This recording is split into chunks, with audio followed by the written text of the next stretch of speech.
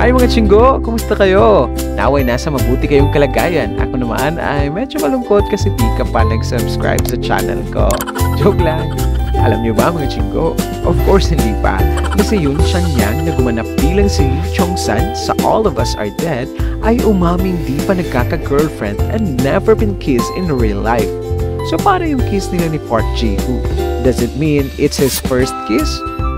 Totoo nga ba ito or fake news lang? Abangan dito lang sa Balitang K-pop.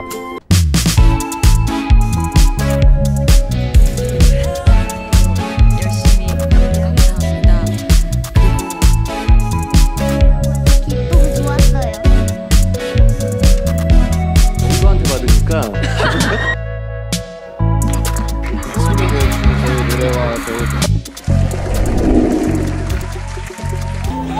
응급실은 1층이에요. 여기는 통수역.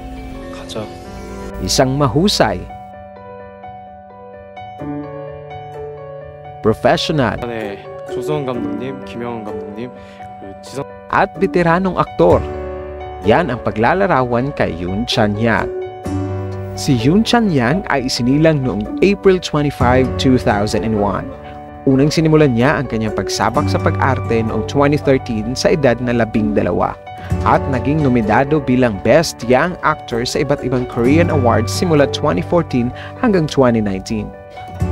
At nitong taon lamang ay nakakuha siya ng maraming atensyon at pagkakakilanlan sa kanyang pagganap sa Netflix series na All of Us Are Dead na naging hit at nag-number 1 sa Netflix charts di lang sa Korea pati na din sa ibang bansa.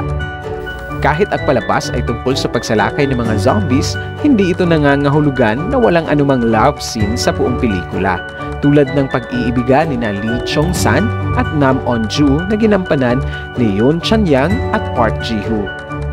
Ngunit marami ang nagulat ng mga netizens na this 20-year-old actor ay di pa nakaka-experience ng love life ever since the world began.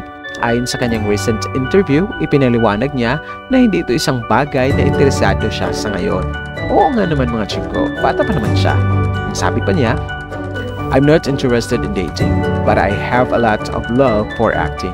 So I practice acting a lot during my school days. Kaya naman, nagulat at nagtaka ang kanyang mga tagahanga kung bakit sa pelikula ay tila napakagaling niyang pinortray ang kanyang pag-ibig kay Nam On-ju na kahit tayo ay nadala sa kanyang pag-arte. Ayon ni Yoon, it wasn't easy for me. Ngunit inamin niyang dahil sa kanyang ilang taong pag-training sa pag-arte, ito ay nakatulong sa kanya na makahanap ng paraan upang likhain ang mga damdaming ipinapahiwatig ng kanyang role despite of inexperience of love. Ang sabi pa niya, I put stickers on Onjo's face in places like my script and cell phone, always holding Onjo in my heart. I am able to endure this because of cutie Onjo. Oo nga naman, cute naman talaga si Onjo.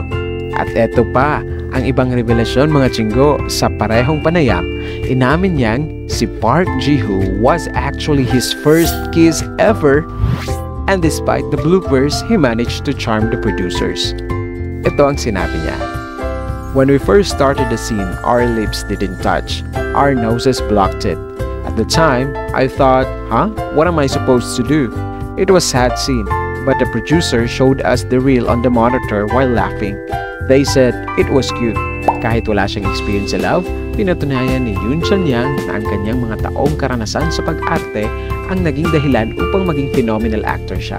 Matapos ang matagumpay na palabas, hindi makakaila na patuloy siyang lalago sa kanyang career. Sana'y makahanap din siya ng tunay na pag-ibig nang sa gayoy from acting turns to reality.